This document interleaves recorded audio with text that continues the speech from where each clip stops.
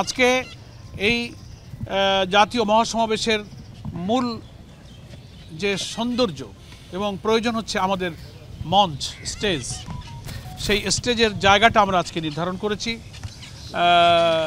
100 feet by 36 fit পরিমাপের একটা বিশাল মঞ্চ, অত্যাধুনিক এবং যাবতীয় সুব্যবস্থা সহকারে। সামনে পিছে এলইডি, বক্তার যে লেকচার স্ট্যান্ডের আলাদা সেপারেট অ্যারেঞ্জমেন্ট, আশেপাশে মেহমানদের জন্য অন্যান্য সুবিধাসহ সব ব্যবস্থা ইনশাআল্লাহ এখানে থাকবে।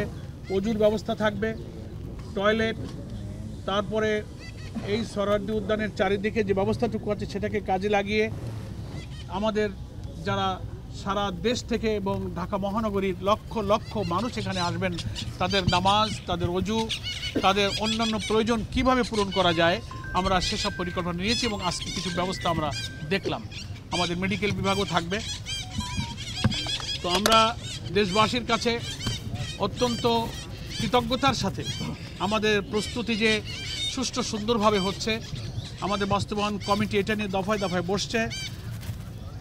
রাজধানী ঢাকা, পার্শ্ববর্তী জেলা এবং সারা দেশের জেলাগুলোর প্রতিনিধি হিসেবে অনেকেই এই জাতীয় সমাবেশে যোগদান করবেন।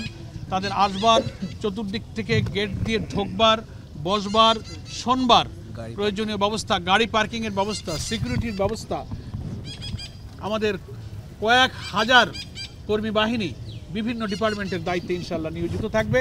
তারা তাদের জন্য সেই সুব্যবস্থা ইনশাআল্লাহ করবে।